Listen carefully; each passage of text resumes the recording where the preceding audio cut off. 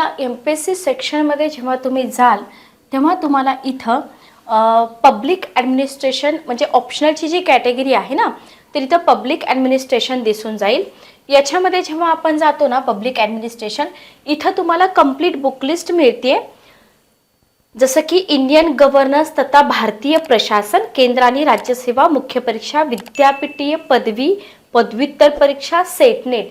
म्हणजे जे विद्यार्थी पदवी पदव्युत्तर परीक्षा देतात, सेट नेट देतात, त्यांच्यासाठी पण ही पुस्तकं अतिशय उपयुक्त आहेत. लोक प्रशासन, VB पाटील सर, के सागर सर आणि डॉक्टर VG नांदेडकर सरांनी लिहिलेले हे पुस्तक आहे.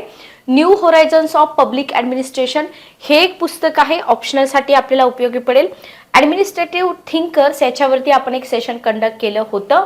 राज्यपाल, घटना आणि वास्तव, राष्ट्रपती, तर बरीच पुस्तकं तुम्हाला इथं उपलब्ध आहेत. आणि समग्र लोकप्रशासन. ठीक आहे, ओके. तर ऑप्शनल जे विद्यार्थी पब्लिक ॲडमिनिस्ट्रेशन घेत आहेत, ही पुस्तकं घेऊन तुमची प्रिपरेशन चालू करा. डेफिनेटली तुम्हाला तिथं फायदा होईल. ओके. तर याच्यामध्ये जे लोकप्रशासन पुस्तक आहे, या लोकप्रशासन पुस्तकाचा रिव्ह्यू आपण इथं घेत आहोत की या पुस्तकामधून आपल्याला काय शिकायला मिळणार आहे. ठीक आहे. ऑप्शनलचे जे सिलेबस आहे ते तुम्हाला लोकसेवा आयोगाच्या वेबसाईटवरती मिळून जातील. ऑप्शनलचे जे 2 पेपर्स असतात, 2 पेपरचा सिलेबस व्यवस्थित बघा, लिहून काढा आणि मग ही पुस्तकं तुम्ही अभ्यासायला चालू करा. ठीक आहे, ओके. तर या पुस्तकामध्ये आपल्याला काय मिळत आहे बघूया आपण. ओके, बघा. केंद्र लोकसेवा आयोगाचे तसेच सेटनेट परीक्षांचे परीक्षार्थी आणि पदवी पदव्युत्तर परीक्षांचे विद्यार्थी यांना उपयुक्त असा हा सर्वसमावेशक संदर्भ आहे लोकप्रशासन. ठीक आहे.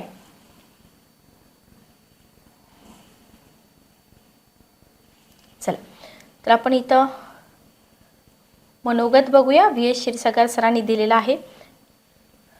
बघा, केंद्रीय लोकसेवा आयोगाच्या मुख्य परीक्षा म्हणजे UPSCच्या धर्तीवरती आपला रिटर्न पॅटर्न लागू झालेला आहे, बरोबर. पण वैकल्पिक विषयासाठी मराठी पुस्तकं अवेलेबल होती का नव्हती. मग अशा पुस्तकांच्या अभावी या विषयांचा अभ्यास करताना विद्यार्थ्यांना अडचणी येत होत्या. म्हणून इथं आपल्याला केसागर पब्लिकेशननी लोकप्रशासन हा जो सब्जेक्ट असेल किंवा इतर सब्जेक्ट असतील, अतिशय दर्जेदार पुस्तकं मराठीमध्ये आणलेली आपल्याला दिसत आहेत. ठीक आहे, ओके. तर जास्तीत जास्त परीक्षाभिमुख रचना याच्यामध्ये तुम्हाला दिसून येईल. पूर्वीच्या प्रश्नपत्रिकांमध्ये कोणत्या प्रकरणाला किती महत्त्व दिले हे पण विचारात घेऊन इथे तुम्हाला प्रकरणं दिलेली दिसतात. आणि प्रश्नांच्या उत्तराच्या गाभ्याशी स्थिरावणारी प्रकरण रचना. जसं की मी तुम्हाला पाठीमागं पण बुक रिव्ह्यू घेतले होते. मला वाटतं तुम्हाला बिपिन चंद्र सरांच्या पुस्तकाचा एक बुक रिव्ह्यू मी घेतला होता. तिथं तुम्हाला आता तुम्हाला आन्सर रायटिंग करायचं आहे. आन्सर रायटिंगमध्ये तुम्हाला डिस्क्रिप्शन लिहावं लागतं, म्हणजे मेन बॉडी पार्ट लिहावा लागतो, इंट्रोडक्शन लिहावं लागतं, निष्कर्ष लिहावा लागतो. मग अशा पद्धतीनं कंटेंट मिळणारी पुस्तकं आपल्याला पाहिजेत, बरोबर. फक्त फॅक्च्युअल माहिती असणारी पुस्तकं असून आपल्याला चालेल का, नाही. तर तिथं तुम्हाला चर्चा करा, टीका करा, बरोबर, परस्पर संबंध जोडा, अशा प्रकारचे क्वेश्चन विचारले जातात. तर त्याच पद्धतीची दर्जेदार पुस्तकं आपण इथं अभ्यासली पाहिजेत. पुढे जाऊया आपण. नेक्स्ट बघा, आता याच्यामध्ये पहिला जो आपला टॉपिक आहे, मी झूम करते म्हणजे तुम्हाला दिसून जाईल. ही आहे आपल्या पुस्तकाची इंडेक्स. बघून घ्या, ही आहे आपल्या पुस्तकाची इंडेक्स. पुस्तकाच्या इंडेक्समध्ये तुम्हाला पहिलाच टॉपिक आहे लोकप्रशासन. आणि मी नेहमी सांगते तुम्हाला की रिटर्न पॅटर्न मधली पहिली परीक्षा होते, त्याच्यामुळं स्ट्रेट फॉरवर्ड क्वेश्चन येणार, UPSC सारखे क्वेश्चन येतील असं तुम्ही डोक्यात पण आणू नका. फक्त जो सिलेबस दिलाय तो सिलेबस तुम्ही व्यवस्थित कव्हर करा. तर पहिला टॉपिक आहे आपला लोकप्रशासन. लोकप्रशासनाचं स्वरूप, त्याचा विकास आणि त्याचं महत्त्व. आता हे जे सगळं दिसतंय आपल्याला, सिंपल क्वेश्चन येऊ शकतो. लोकप्रशासन म्हणजे काय सांगून त्याचं स्वरूप स्पष्ट करा. ओके. लोकप्रशासनाचा विकास कशा प्रकारे झाला किंवा लोकप्रशासन म्हणजे काय सांगून त्याचं स्वरूप आणि महत्त्व विशद करा. अशा प्रकारचे क्वेश्चन तुम्हाला विचारले जाऊ शकतात. ओके. तर याच्यामध्ये पहिली संकल्पना तुम्हाला दिलेली आहे की प्रशासन म्हणजे काय. आपण डे टू डे लाईफ मध्ये प्रशासन हा शब्द ऐकतो, पण याचा अर्थ असा नाहीये की आपल्याला माहितच आहे प्रशासन म्हणजे काय, किंवा आपण लिहू शकतो की हा प्रशासन म्हणजे काय, बरोबर. तर हे आपण इथं अभ्यास केल्यानंतर या गोष्टी आपल्या क्लिअर होऊन जातात. प्रशासन म्हणजे काय समजून घेतल्यानंतर तुम्हाला लोकप्रशासन म्हणजे काय हे लक्षात येतं. ओके, लोकप्रशासन ही संकल्पना आपण समजून घेतो. आधी प्रशासन म्हणजे काय आपण समजून घेतलं पाहिजे, म्हणजे पुस्तकाची जी मांडणी आहे ती खूप सुंदर आहे. त्याच्यानंतर जेव्हा आपण लोकप्रशासन शिकतो, लोकप्रशासनामध्ये खाजगी प्रशासन आणि लोकप्रशासन या दोन टर्म आपण अभ्यासतो. ओके, खाजगी प्रशासन आणि लोकप्रशासन. इथपर्यंत आपण बघितलं. जेव्हा आपल्याला क्वेश्चन विचारले जातात तेव्हा आपल्याला सिंपल क्वेश्चन, जसं मी बोलले होते, लोक प्रशासन म्हणजे काय, बरोबर, समजून घ्या. लोकप्रशासन म्हणजे काय ते सांगून लोकप्रशासनाची व्याप्ती आणि स्वरूप स्पष्ट करा, असा क्वेश्चन तुम्हाला येऊ शकतो. ठीक आहे, ओके. म्हणून आपल्याला अशा प्रकारची पुस्तकं वापरायची आहेत. त्याच्यानंतर या प्रशासनाचा विकास कसा झालेला आहे. ओके, लोकप्रशासनाचं महत्त्व काय आहे, भारतीय लोकप्रशासनाचा विकास. आता स्पेशली भारतामध्ये जे लोकप्रशासन आहे त्याचा विकास आणि त्याची भूमिका काय आहे, अशा पॉइंट्सवरती क्वेश्चनची संख्या जास्त राहते. Okay, clear. जेव्हा हा पहिला टॉपिक तुम्ही व्यवस्थित अभ्यासता, जेव्हा तुम्हाला आन्सर रायटिंग करायला जमू लागतं, तेव्हा तुम्हाला कॉन्फिडन्स येतो की हा ऑप्शनल आता मला खूप चांगले मार्क्स देऊ शकतो. मग हे सगळं का घडतंय, तर पुस्तकं तुम्हाला दर्जेदार मिळतात, पुस्तकाची भाषा तुम्हाला समजते, आणि सगळ्यात महत्त्वाचं क्वेश्चन ज्या पद्धतीने विचारलेत. आता तुम्हाला क्वेश्चन बघायचेत म्हणजे यूपीएससीचे बघायचेत. प्रिव्हियस इयरचे क्वेश्चन कोणते बघावे लागणार आपल्याला, यूपीएससीचे. पण हे डोक्यात ठेवा की इतके कॉम्प्लिकेटेड क्वेश्चन आपल्याला नसणार आहेत. ठीक आहे, ओके, क्लिअर. जर ते क्वेश्चन आपण प्रॅक्टिस केले तर एमपीएससीचे क्वेश्चन आपल्यासाठी काहीच अवघड नाही आहेत. ओके, तर इथं हा आपला पहिला टॉपिक संपतो. त्याच्यानंतर सेकंड टॉपिक आहे आपला संघटना. ठीक आहे, जसं आपण प्रशासन संकल्पना बघितली तसं तुम्हाला सेकंड टॉपिकमध्ये पहिली संकल्पना येते संघटना, दुसरी आहे संघटनेची तत्व, तिसरी आहे कार्यकारी मंडळाची रचना, चौथी आहे मुख्य कार्यकारी अधिकारी, पाचवे आहे अधिकार प्रदान. सेम जसं आपण जास्त भर तुम्हाला लोकप्रशासन म्हणजे काय, प्रशासन म्हणजे काय, त्याच्यानंतर याच्यावरती पण क्वेश्चन पडू शकतात. संघटना म्हणजे काय, तत्व सांगा, त्याची रचना सांगा, अधिकार वगैरे याच्या बाबतीत. ठीक आहे. तिसरा टॉपिक याच्यामध्ये तुमचा आहे व्यवस्थापन. व्यवस्थापनावरती खूप जास्त क्वेश्चन विचारलेले आहेत यूपीएससीला पण. तर इथं पण व्यवस्थापन म्हणजे काय, प्रशासकीय नेतृत्व म्हणजे काय, व्यवस्थापन जाळे कशाला म्हणतात, बरोबर, त्याच्या व्यवस्थापनामध्ये धोरण निर्मिती कशा प्रकारे केली जाते, निर्णय निश्चिती कशी घेतली जाते, संरचना असेल, पर्यवेक्षण असेल, कर्मचाऱ्यांचं मनोबल असेल, जनसंपर्क असेल. तर या सगळ्या ज्या संज्ञा आहेत ना, या सगळ्या संज्ञा तुम्हाला यूपीएससीच्या प्रिव्हियस क्वेश्चन पेपरमध्ये दिसणार आहेत. आणि म्हणून आपल्याला याच्यावरती भर द्यायचा आहे, जेणेकरून आपल्याला आपले जे मार्क्स आहेत ते इथं खूप चांगले कव्हर करता येतील. जसं की आपण पुस्तकाच्या मनोगतामध्ये बघितलं की प्रकरणं कोणती आहेत ज्याच्यावरती खूप जास्त भर दिलेला आहे मेन्स एक्झाममध्ये. ठीक आहे, ओके. चौथं प्रकरण आहे भारतीय प्रशासन. ओके, भारतीय प्रशासन. याच्यामध्ये आपल्याला सिंपल क्वेश्चन बनवू शकतो की भारतीय प्रशासन म्हणजे काय सांगून, लक्षात घ्या, भारतीय प्रशासन म्हणजे काय सांगून भारतीय प्रशासनाची रचना स्पष्ट करा. ठीक आहे, भारतीय प्रशासन म्हणजे काय सांगून भारतीय प्रशासनाची रचना स्पष्ट करा. त्याच्यानंतर लोक निगम म्हणजे काय, क्षेत्रीय संघटन म्हणजे काय. म्हणजे जेव्हा भारतीय प्रशासन हा टॉपिक तुम्ही अभ्यासता तेव्हा तुम्ही इथं भारतीय प्रशासनाची रचना अभ्यासता, तुम्ही लोक निगम म्हणजे काय अभ्यासता, क्षेत्रीय संघटन म्हणजे काय अभ्यासता. म्हणजे जेव्हा आपण ऑप्शनलची प्रिपरेशन स्टार्ट करतो, ऑप्शनलचा सिलेबस आपण बघतो, यूपीएससीचे पेपर्स आपण बघतो, पेपर्समध्ये तुम्हाला हे सगळे शब्द दिसतात, तेव्हा तुम्ही विचार करता की हे सगळं कंटेंट मला एकाच अशा कोणत्या पुस्तकामध्ये मिळेल. ठीक आहे, जेणेकरून मी आन्सर रायटिंग लिहू शकतो. तर अशी आपली दर्जेदार पुस्तकं आहेत, या पुस्तकामधून तुम्हाला सगळं कंटेंट मिळून जाईल. ठीक आहे, ओके, क्लिअर. नेक्स्ट बघा, नेक्स्ट आहे आपला टॉपिक वित्त प्रशासन. ठीक आहे, पुढचा टॉपिक आहे आपला वित्त प्रशासन.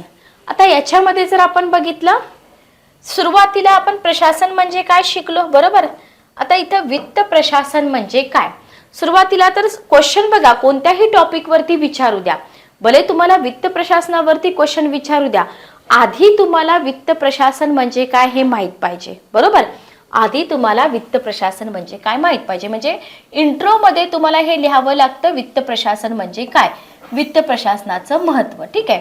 त्याच्यानंतर अंदाजपत्रक. आता हे बऱ्यापैकी आपण प्रिलिम्सला केलेलं असतं, पण आन्सर रायटिंगसाठी आपल्याला अजून एक्स्ट्रा इन्फॉर्मेशन हवी असते, जी आपण तिथं लिहू शकतो. ओके.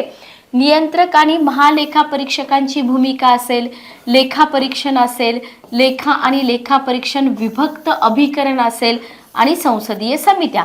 आता तुम्ही म्हणाल की मॅडम आम्ही हे इंडियन पॉलिटीमध्ये अभ्यासलेलं आहे. बरोबर आहे, तिथं आपण फक्त प्रिलिम पॉईंट ऑफ व्ह्यूनं अभ्यासतो. इथं आपल्याला आन्सर रायटिंगच्या दृष्टिकोनातून आणि प्रशासनाच्या दृष्टिकोनातून अभ्यासायचं आहे, बरोबर. याच्यानंतर येतं सेवक प्रशासन. पुढचा टॉपिक आहे सेवक प्रशासन.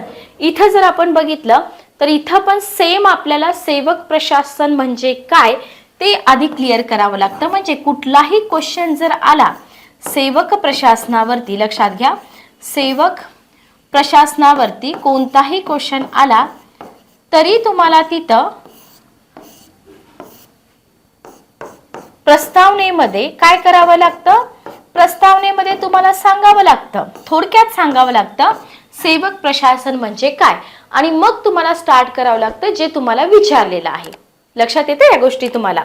सेवक प्रशासनाचं महत्व असेल, सेवक भरती म्हणजे काय, प्रत्यक्ष भरती म्हणजे काय, अप्रत्यक्ष आणि बढतीद्वारे भरती म्हणजे काय, सेवक प्रशिक्षण, बढती, बडतर्फी आणि सेवानिवृत्ती. तर हे सेवकांच्या प्रशासनाशी रिलेटेड सगळ्या संकल्पना आपल्याला काय करायच्या आहेत, इथं अभ्यासायच्या आहेत. ठीक आहे. ओके. त्याच्यानंतर पदव्यवस्था आहे, नागरी सेवक व्यवस्था आणि काही समस्या आहेत, प्रसिद्धी परामुखता. आता अशा गोष्टी अशा संकल्पना ज्या असतात ना, जर अभ्यासल्या तरच आपण क्वेश्चन मध्ये लिहू शकतो. ओके. म्हणजे जर अशा संकल्पना आपण नाही अभ्यासल्या तर डायरेक्ट आन्सर रायटिंग मध्ये आपल्याला लिहिता येईल का, नाही लिहिता येणार, बरोबर. लक्षात येते तुमच्या. आणि जरी आपण गुगल सर्च केलं तरी गुगलवरती इतकं सगळं कंटेंट दर्जेदार मिळत नसतं. हे काय करायचं आहे, हे इथं आपल्याला थोडंसं समजून घ्यायचं आहे. ठीक आहे. ओके. त्याच्यानंतर आहे लोकनियुक्त मंत्री आणि नागरी सेवक यांचे संबंध. तर याच्यावरती पण स्पेसिफिक क्वेश्चन येऊ शकतो. साधारण प्रशासक आणि विशेषज्ञ प्रशासक असतील, सेवक वर्गाचे प्रश्न आणि सोडविण्याची यंत्रणा असेल, नोकरशाही असेल. तर हा सगळा भाग कशामध्ये येतो, हा सगळा भाग आपला सेवक प्रशासनामध्ये येतो. म्हणजे जेव्हा याच्यावरती समजा तुम्हाला बढती आणि बडतर्फीवरती क्वेश्चन आला तर तुम्ही लगेच सांगू शकता की हा क्वेश्चन कशावरती आहे, सेवक प्रशासनावरती आहे. ठीक आहे. ओके. त्याच्यानंतर 7वा टॉपिक आहे प्रशासनाचं उत्तरदायित्व. जेव्हा तुम्ही यूपीएससीचे प्रिव्हियस इयरचे क्वेश्चन पेपर बघाल तेव्हा तुमच्या लक्षात येईल की ज्या टॉपिकवरती क्वेश्चन आहेत ना ते सगळे टॉपिक याच्यामध्ये कव्हर केलेले आहेत. आणि यूपीएससीला जर ते क्वेश्चन येत असतील तर एमपीएससीला हे पुस्तक मोर दॅन सफिशियंट आहे. ठीक आहे. तर प्रशासनाचं उत्तरदायित्व, विधिमंडळाचं नियंत्रण असेल, प्रशासनावरील कार्यकारी नियंत्रण असेल किंवा प्रशासनावरील न्यायमंडळाचं नियंत्रण असेल. तर इथं वर्ड कोणता महत्वाचा आहे आपल्याला विचारलं, इथं प्रशासनाचं उत्तरदायित्व. ठीक आहे. जेव्हा तुम्ही प्रशासनाचं उत्तरदायित्व समजून घेता तेव्हा तुम्हाला इथल्या कोणत्याही टॉपिकवरती जर क्वेश्चन विचारला तर उत्तरं लिहिता येतात. ठीक आहे. कारण कसं असतं, क्वेश्चन जर स्टार्ट केला ना तुम्हाला पहिल्यांदाच एक्झाम कंडक्ट होते, सो तुम्हाला काय विचारलं जाईल की प्रशासनाचं उत्तरदायित्व म्हणजे काय सांगून प्रशासनावरील कार्यकारी नियंत्रण स्पष्ट करा. अशा प्रकारचे क्वेश्चन तुम्हाला विचारायला स्ट्रेट फॉरवर्ड क्वेश्चन म्हणतात. हे काही जास्त कॉम्प्लिकेटेड क्वेश्चन नाहीत. ओके. त्याच्यानंतर 8वा टॉपिक आहे प्रशासनातील भ्रष्टाचाराची समस्या. ओके. आता याच्याशी रिलेटेड जर विचार केला तर तुम्ही न्यूजपेपर वाचत असाल, पण लक्षात घ्या तुम्हाला ऑथेंटिक इन्फॉर्मेशन द्यायची, बरोबर. तुमच्या लोकलचं राजकारण असेल, लोकलचा भ्रष्टाचार असेल, असली एक्झाम्पल देऊन आपलं इम्प्रेशन खराब नाही करून घ्यायचं. लक्षात घ्या जे पुस्तकामध्ये दिले तेच तुम्हाला फक्त तिथं लिहायचं आहे, बाकी ऑदर काही तुम्हाला तिथं लिहायचं नाही. तर इथं तुम्हाला भ्रष्टाचार म्हणजे काय संकल्पना समजावून सांगितलेली आहे. भ्रष्टाचार, आता एक अधिकारी म्हणून लक्षात घ्या, एक अधिकारी म्हणून भ्रष्टाचार विरोधी उपाययोजना तुम्ही कशा प्रकारे राबवाल, बरोबर. तर तिथं कट कॉपी पेस्ट क्वेश्चन नकोय, काहीतरी नवीन तुम्ही काय कराल जेव्हा तुम्ही अधिकारी म्हणून रुजू व्हाल तेव्हा तुम्ही काय कराल, अशा पद्धतीनं तिथं उत्तरं आपण लिहायची असतात ऑप्शनलला, म्हणूनच मार्क्स मिळतात. हे थोडंसं तुम्हाला लक्षात ठेवायचं आहे. ठीक आहे, ओके. नेक्स्ट टॉपिक आपण बघूया. नेक्स्ट टॉपिक कोणता दिलेला आहे बघा.